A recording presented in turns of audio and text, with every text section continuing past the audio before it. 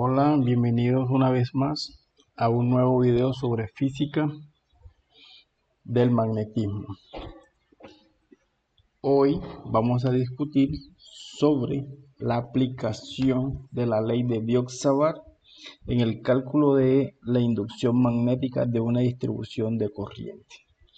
Específicamente lo que vamos a hacer en esta lección es determinar la inducción magnética,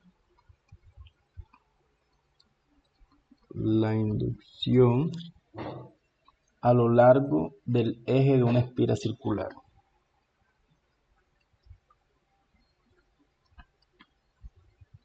Del eje de una espira de corriente o geometría circular. Geometría circular. Bueno, con geometría circular. ¿Okay?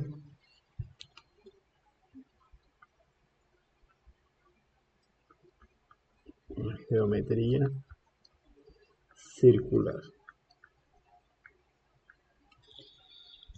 Bueno, entonces lo primero que haremos es considerar, vamos a suponer que tenemos una espira de corriente circular. Entonces supongamos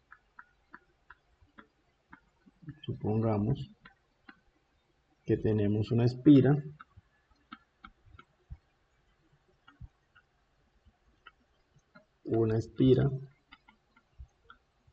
de corriente circular plana. ¿Okay?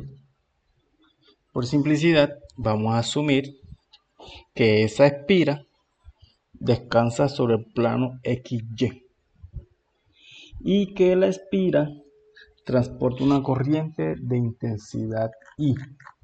Entonces vamos a situar aquí un sistema de coordenadas para hacer una ilustración de la distribución de corriente.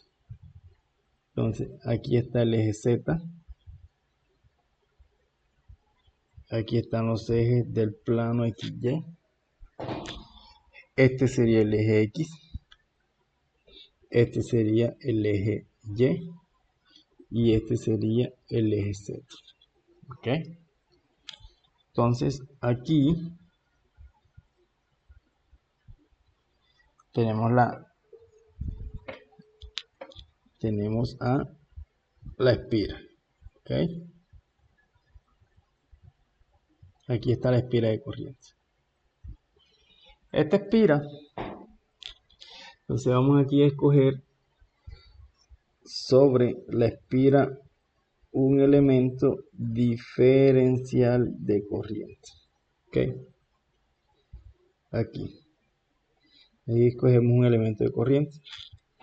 Vamos a suponer que la corriente se desplaza en este sentido. Esta es la dirección de la corriente I. Entonces lo que vamos a hacer es aplicar la ley de Biot y Savart para determinar cuánto vale la inducción magnética sobre todos aquellos puntos que están sobre el eje que pasa por el centro de la espira y que es perpendicular al plano que la contiene. ¿Ok? Entonces aquí será I de L' cruz X menos X' sobre X menos X' al cubo. Entonces vamos a aplicar, esta es la ley de Biot y Savart. Ley de Biot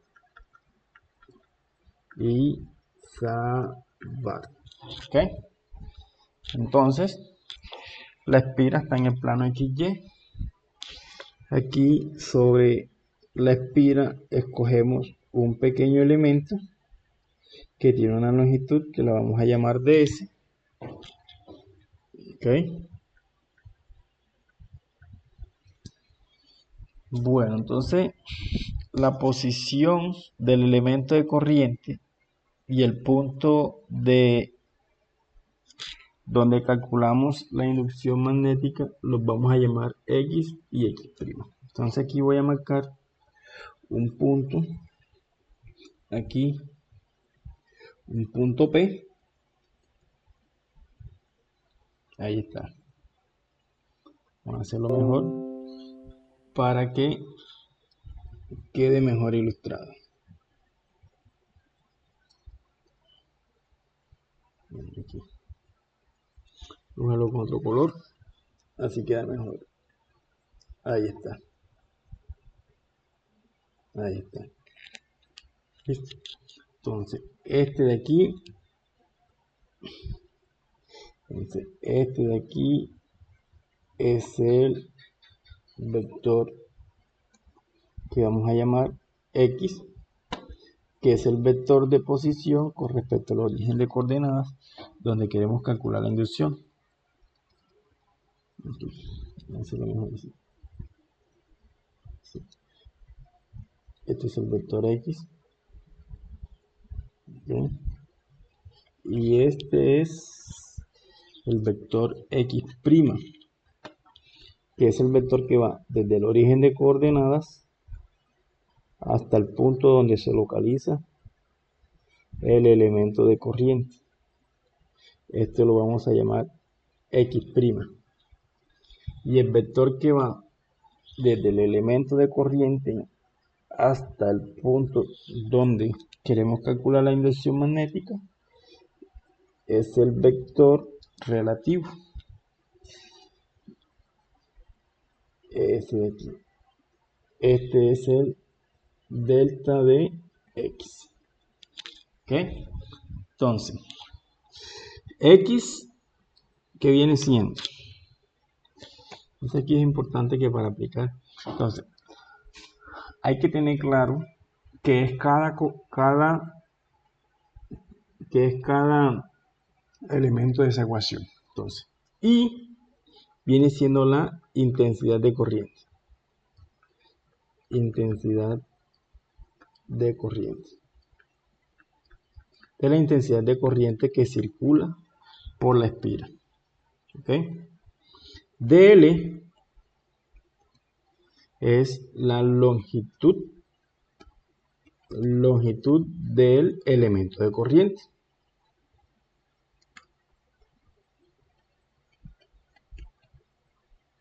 ¿Ok?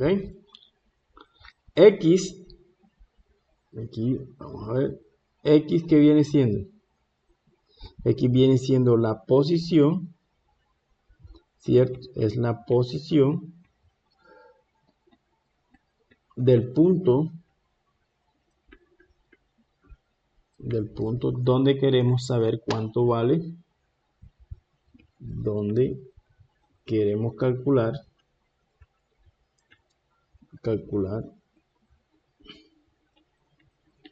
a ver, y X' viene siendo la posición del elemento de corriente. Posición del elemento de corriente. Elemento de corriente.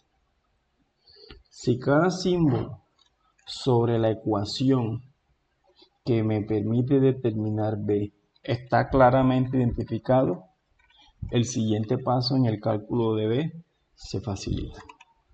Entonces, si vemos en la figura, he ubicado a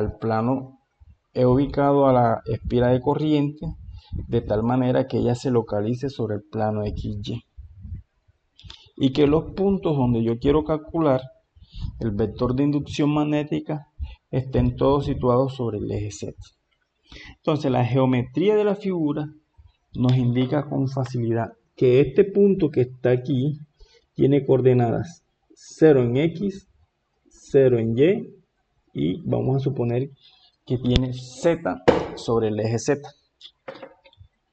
Aquí, aunque no ha sido dicho, vale la pena decir que esta espira, como es circular, tiene un radio que lo vamos a llamar A. Entonces, aquí podemos determinar quién es DL. DL viene siendo, entonces, ds por el vector unitario que señala la dirección en la que se desplaza la corriente. En este caso, el vector se desplaza en la dirección E sub phi. Es decir, el vector que señala la dirección girando alrededor de el origen de coordenadas. ¿Ok? Listo. Ese sería de suelo. Pero aquí es fácil ver que por geometría, si yo tengo un segmento circular, aquí este ds, entonces aquí vamos a ver ese ángulo que se forma aquí. Entonces voy a tomar una vista por fuera de este segmento. Entonces esta figura me la llevo para acá. Entonces cuando yo me la lleve para acá y mire desde arriba, desde la parte superior, lo que voy a ver es una pequeña abertura aquí, donde se forma un pequeño segmento de arco.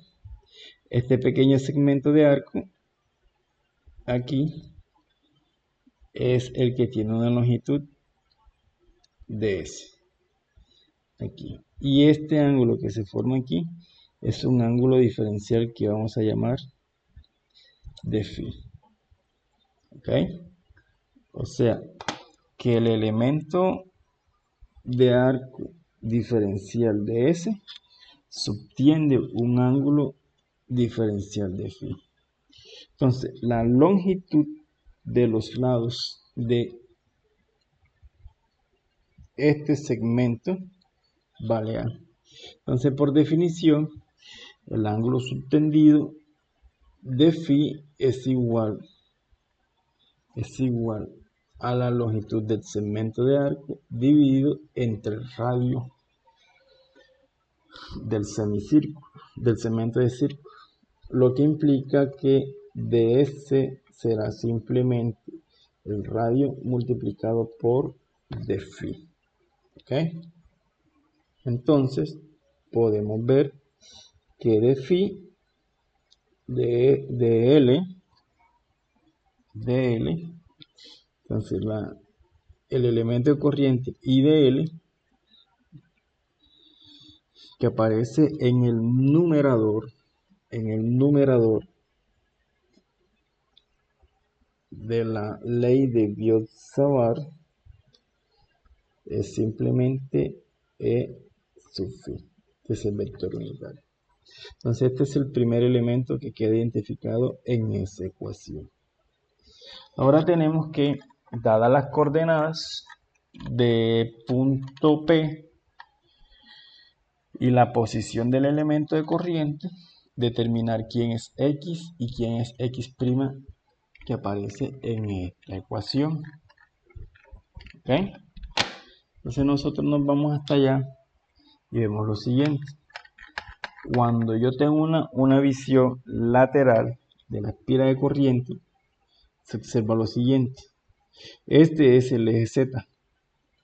Aquí está el origen de coordenada y esta es la posición. Esta es la posición aquí del elemento de corriente IDL. ¿Ok? Aquí se forma un triángulo rectángulo. Entonces, la distancia que hay de aquí hasta aquí, la posición de ese vector, ¿quién viene siendo? Es fácil de determinar porque ese punto está sobre el eje Z y sobre ese eje Z los valores de las coordenadas X y Y vale 0. Esto significa que X es simplemente la coordenada Z multiplicada por el vector unitario que señala la dirección a lo largo de ese eje, que en este caso sería, aquí está el punto de, okay, ahí está. Entonces aquí este es X es Z por K, y este viene siendo la posición que viene siendo X'. X' viene siendo A por SR. Vamos a utilizar las coordenadas cilíndricas, que hay un sistema de coordenadas cilíndricas. Este es X menos X'. ¿Ok? Entonces uno ve que X es igual a ¿quién? Es igual a 0 en Y, más 0 en J, más Z en K. O lo que es lo mismo, ZK. Mientras que X' es igual a ¿quién?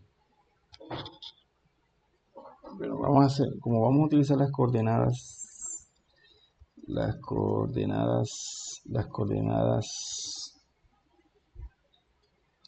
cilíndricas, esto sería 0 en E sub R, y esto sería Z en E sub Z. ¿Ok? Y aquí sería 0 en E sub phi. En esas coordenadas cilíndricas, la posición del elemento de corriente aquí en este punto vendría siendo A en E sub R, ¿cierto? Más, si yo lo ubico siempre de tal manera que la posición angular sea 0, y como estoy sobre el plano aquí Z, sobre el plano Z igual a 0, Z vale 0. O sea, aquí me queda A es R. Listo, entonces me queda aquí X menos X' es igual a ¿quién? Es igual a Z K menos A es R. ¿Ok? Listo, entonces ahora ¿qué vamos a hacer? Ya tenemos identificado cuánto vale X menos X'. Ahora lo que nos toca hacer es calcular el módulo de X menos X'. ¿Cuánto vale el módulo de X menos X'?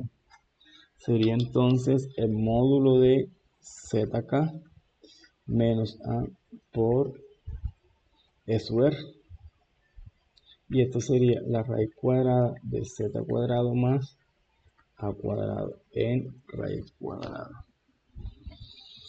Entonces, antes de hacer aquí, antes de sustituir, o mejor, vayamos directamente y sustituyamos para hacer el cálculo. Entonces, B viene siendo, de acuerdo con la ley de Biot-Savart, mu sobre 4pi, la integral sobre la línea de corriente, ¿de quién? De I de L' cruz X menos X'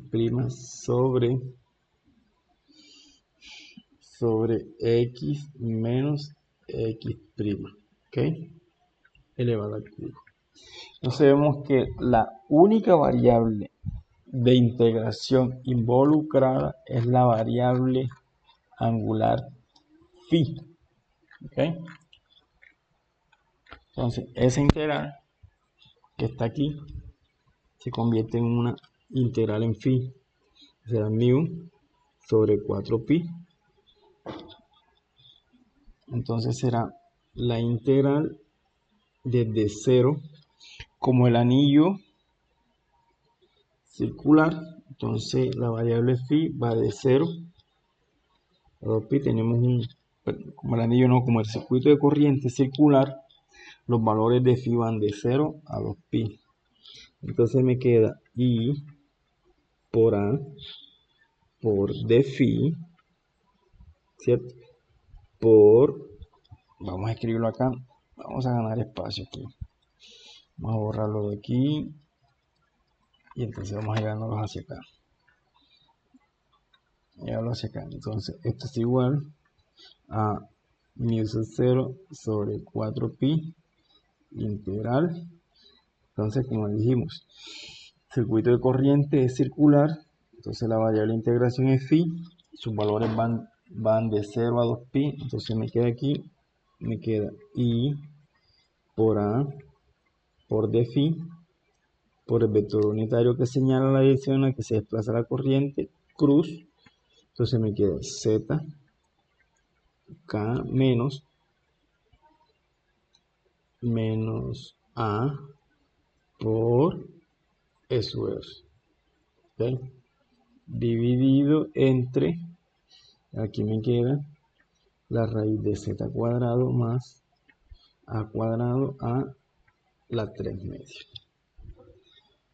Entonces ahí podemos simplificar un poco.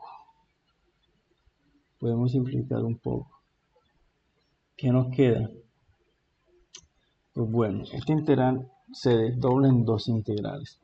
Entonces aquí los factores que aparecen en el integrando todos son constantes respecto a la variable de integración, por lo que pueden ser sacados de la integral. Entonces me queda mu sub 0 sobre 4pi.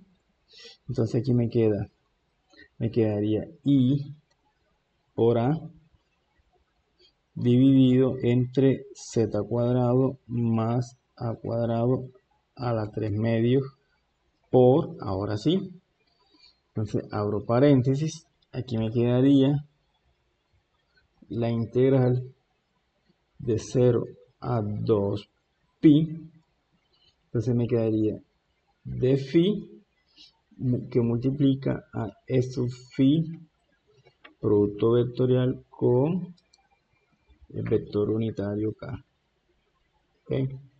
Menos, entonces aquí me quedaría A que multiplica a la integral de 0 a 2pi y entonces me quedaría d phi que multiplica al producto vectorial entre E sub phi y el vector unitario E sub R. ¿Okay? Entonces aquí nosotros podemos ver que este vector que está aquí sin dificultad puede ser identificado con el vector unitario E sub R. Y este otro vector que está aquí también se puede identificar sin ninguna dificultad con el vector unitario E sub 0. Para no tener una mezcla indiscriminada de símbolos de ahora en adelante, los vectores unitarios K lo voy a llamar E sub Z, ¿ok?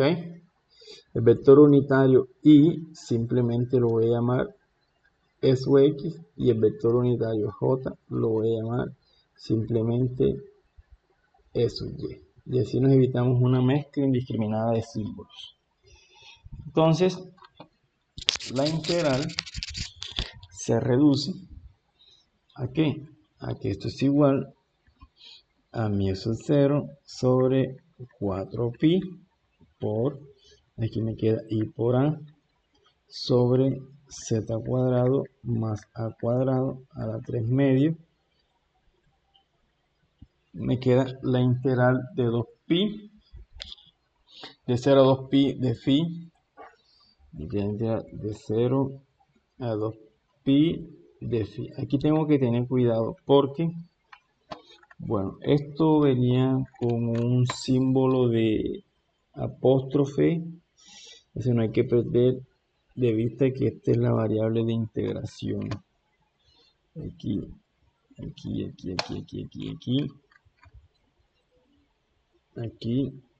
aquí, y este vector unitario radial se puede mostrar sin ninguna dificultad que depende de la variable de integración phi'. Ok, entonces eso no hay que olvidarlo. Menos, entonces aquí sería más, ¿cierto? Me quedaría la integral de a la z, perdón, entonces este vector no depende de, depende de phi, entonces la integración ahí es inmediata, esa integración es simplemente 2pi por e sub z, ahí está. Ok, esta integral que está aquí se puede mostrar sin ninguna dificultad que es 0. ¿Por qué? Porque resulta que SUR, que depende de phi', es simplemente coseno de phi', ¿cierto?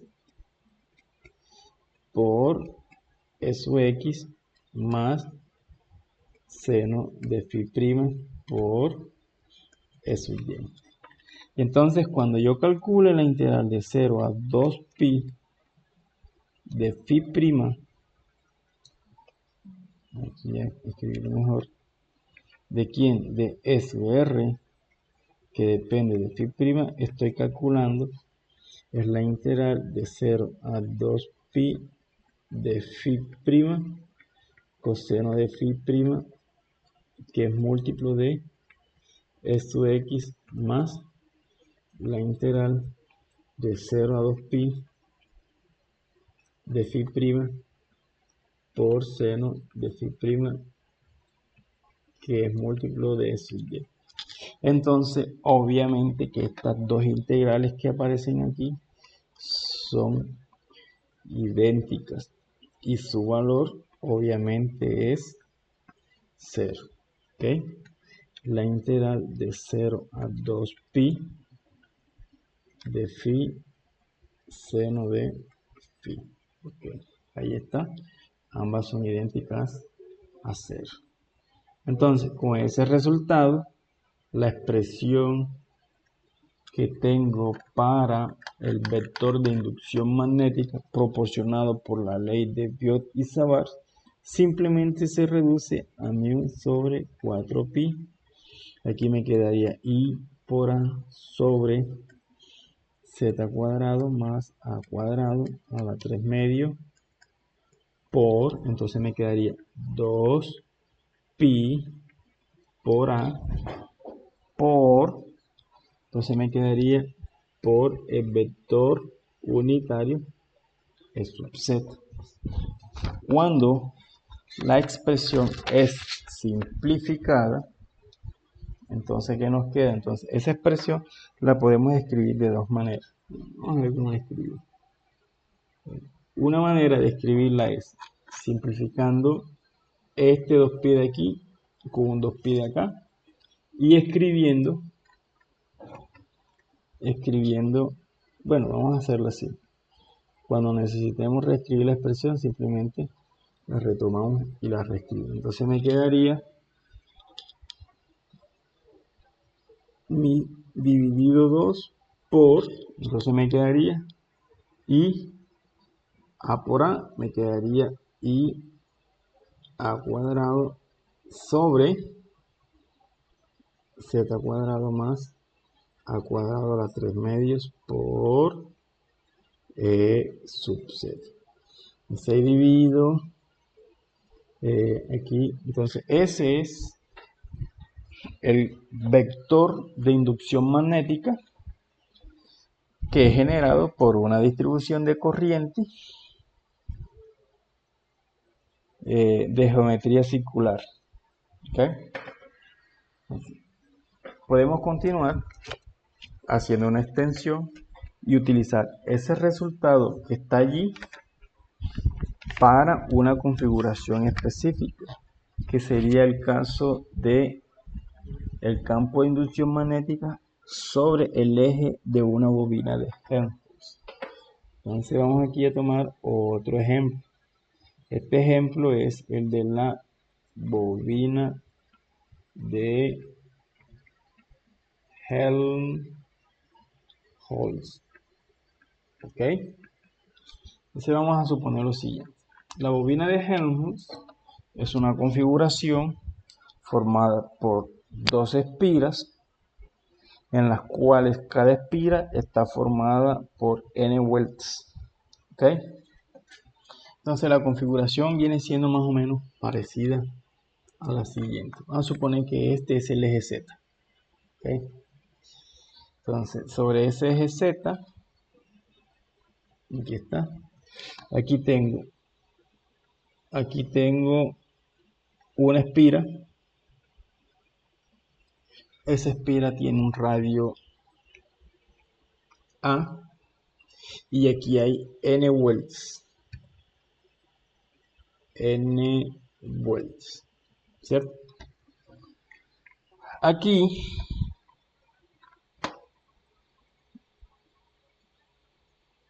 tengo la otra espira. Esta espira también tiene un radio A. Las espiras vamos a suponer que están separadas una distancia que yo voy a llamar 2B. ¿Ok? Y entonces voy a marcar un punto que esté entre las dos espiras. Entonces este sería el eje Z. Vamos a marcar este punto aquí como el punto P. Entonces vamos a suponer aquí que esta espira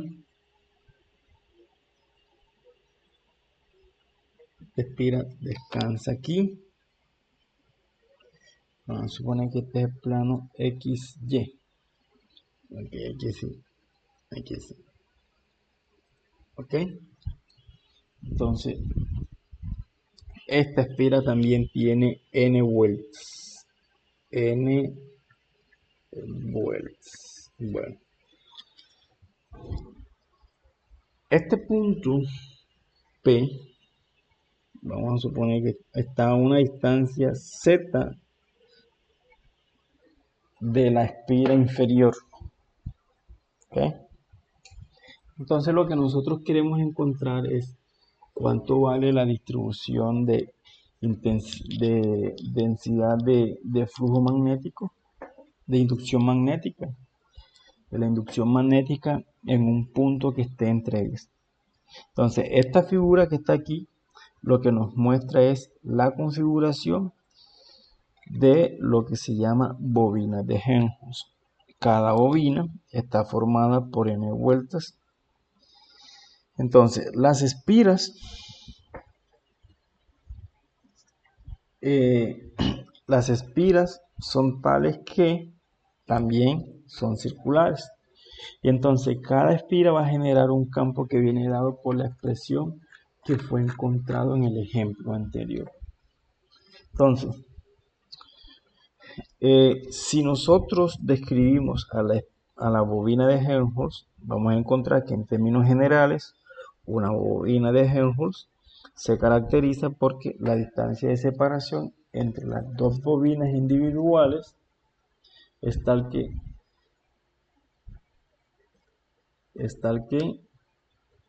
la segunda derivada del vector de inducción magnética se anula en un punto del eje que esté justamente en la mitad de separación entre las dos bobinas.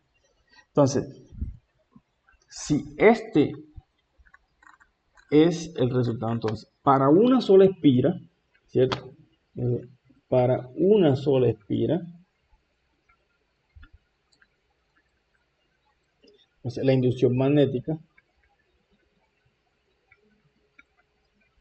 ya fue determinada. ¿Y cuánto vale? Bueno, aquí está. B es igual a mi 0 dividido 2 por I al cuadrado, abro paréntesis, Z cuadrado más A cuadrado a las 3 medios por eso. Sí. Entonces, para n vueltas, ¿cierto? Entonces, es obvio que por superposición la inducción magnética de una espira de n vueltas viene siendo mi sub 0 dividido 2, ¿cierto? Por n veces i, el cuadrado de a, entre z cuadrado más a cuadrado a la 3 medios por eso, sí. Entonces aquí nosotros tenemos que definir que la dirección de la corriente en ambas espiras va así. Entonces esta sería la dirección de I y esta sería la dirección de I. ¿Ok? Entonces aquí vamos a aplicar. Entonces esta espira la vamos a llamar espira inferior.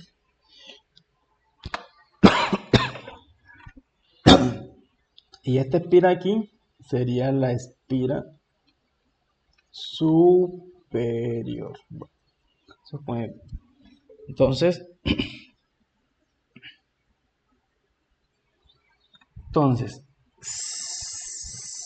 si de aquí, de este punto hasta aquí, hay una distancia z, entonces de este punto acá de la espira superior hasta el punto B, habrá una distancia 2b menos z.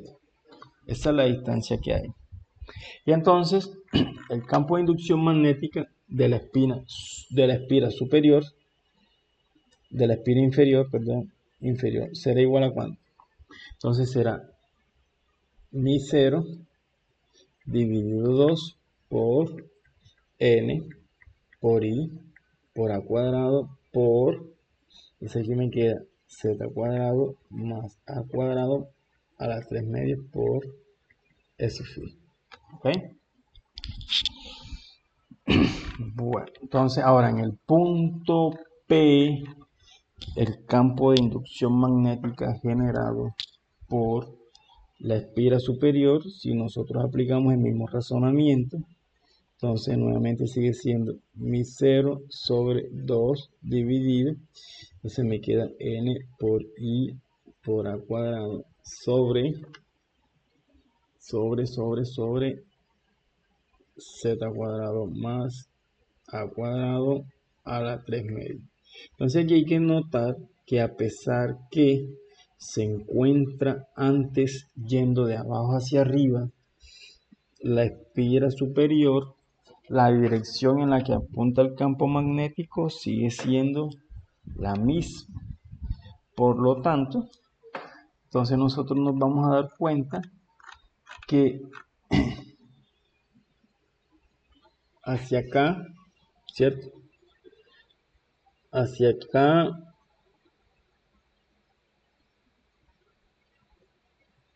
está el B inferior, ¿cierto? Y está el B superior. Entonces está apuntando así. Aquí así, aquí así. Y aquí también. Aquí vamos a dibujarlo así. Listo, en ese punto los campos se superponen.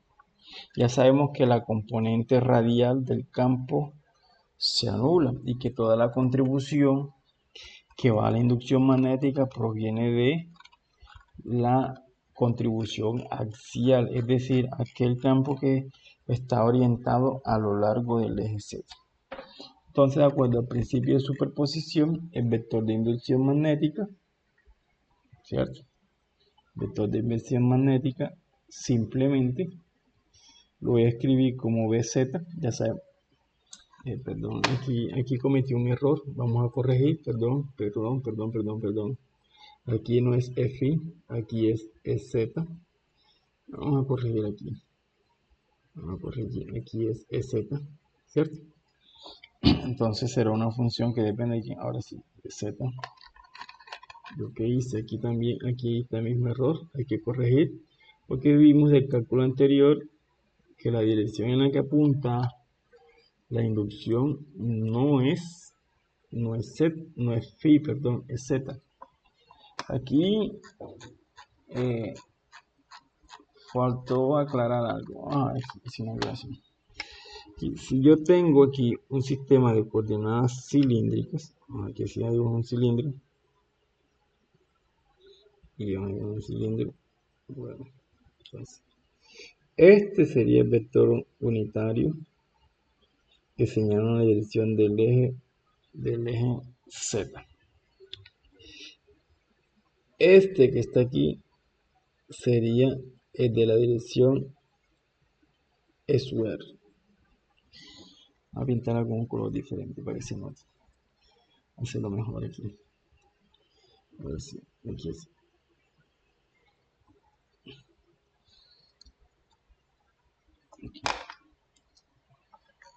Aquí.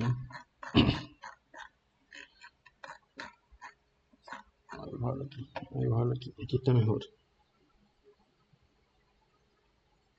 Eso ahí. Eso aquí sí. Entonces, en esta dirección estaría el EZ, ¿cierto? En esta dirección, que es la dirección radial, estaría el SUR. Y en esta dirección, que es la dirección azimutal, igual a otro color para que se note, estaría el SUFI.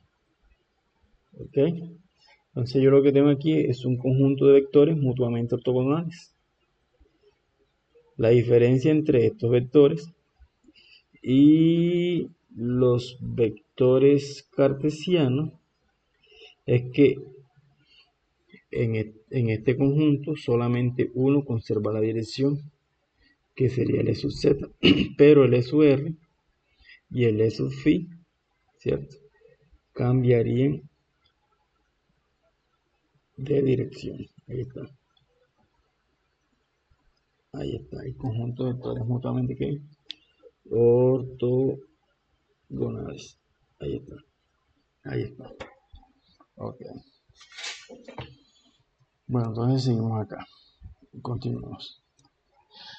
Aquí, entonces me quedaría que esto es múltiplo de z. Si yo reemplazo, sustituyo, voy a encontrar que esto es mi 0, ¿cierto? Por dividido 2 por, entonces el factor n y al cuadrado es un factor común. Aquí hay que hacer una pequeña corrección, y es que este término que aparece aquí está errado. Y está errado porque tenemos que tener en cuenta que la distancia que hay de la espina superior al punto P no es z cuadrado, es 2b menos z. Entonces vamos a corregir el error. Entonces aquí me queda 2b menos z cuadrado más a cuadrado a la 3 medio. Ok. Entonces abro aquí llaves. ¿Y qué me queda? Me queda 1 sobre, ahora sí, z cuadrado más a cuadrado a la 3 medio más, entonces aquí me queda, entonces reemplazo el otro, vamos a decir 1, entonces aquí me queda, ahora sí, 2b menos z cuadrado más a cuadrado, cierro a la 3 medio, cierro a la sub z. Entonces esto aquí, uno fácilmente lo puede identificar como una función que solamente depende de z. Entonces, a medida que nos desplazamos sobre el eje z, los valores de la inducción cambian. ¿Okay? Entonces, uno deduce que en la expresión anterior, la componente z del vector de inducción magnética es una función que depende de la posición sobre ese eje Z. Entonces, aquí podemos calcular, aquí vamos a ver, aquí. Bueno, ¿qué vamos a hacer ahora? Ahora vamos a hacer aquí, entonces vamos a decir que f de z, ¿cierto? Aquí, f de z. Entonces, f de z es igual a ¿quién? Es igual aquí a z cuadrado más a cuadrado a la menos 3 medio. Más, ¿qué viene siendo aquí? Viene siendo 2b menos z al cuadrado más a cuadrado a la menos 3 medio. Entonces, este vector de inducción magnética B de Z se puede escribir como una cantidad que es mi0 por I por N por A cuadrado sobre 2 por F de Z por EZ. Bueno, esto aquí es una matemática simple que no tiene nada del otro mundo. Listo. Entonces, lo importante ahora es que nosotros vamos a calcular las derivadas. Entonces, cuando yo calculo la derivada de b con respecto a z, ¿cierto? Aquí, si hacemos esto y lo evaluamos en z igual a b, entonces ahí el resultado que se encuentra es que el valor de esa derivada vale 0. Si nosotros aplicamos el mismo argumento y calculamos ya no la primera sino la segunda derivada y evaluamos nuevamente en z igual a 0, vamos a encontrar que la expresión también nos da 0. Entonces, un buen ejercicio es demostrar esta relación. ¿Ok?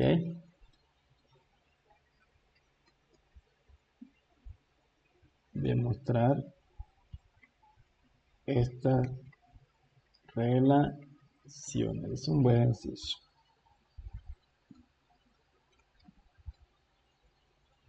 Ok, es un buen ejercicio. Mostrar esa relación. Bueno.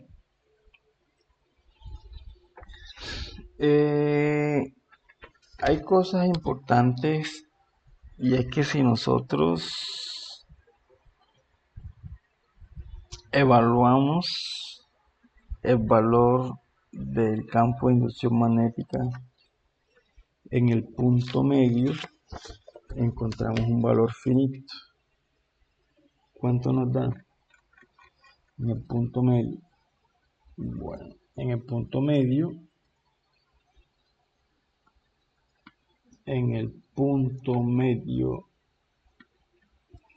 ahí uno puede verificar que B sub Z, el Z igual a medio es igual a N mi sub 0 por I sobre 2, y aquí me quedaría A, perdón, aquí no es A, aquí sería 8 sobre 5 a la 3, 5 a la 3 medio. Ok, listo, ahí está. Entonces, ¿por qué es importante estudiar la inducción magnética para una configuración de bobinas de Helmholtz? Porque las bobinas de Helmholtz desempeñan un papel importante en la investigación y frecuentemente se utilizan para producir campos magnéticos casi que uniformes sobre una pequeña región del espacio. Entonces es una de las razones por las cuales se estudia campos de inducción magnética, que se consiguen generar campos más o menos homogéneos. Listo. Entonces con eso termina nuestra consideración de el cálculo de la inducción magnética para una configuración de espiras de bobinas de Helmholtz. ¿Ok? Eso ha sido todo por hoy. Muchas gracias.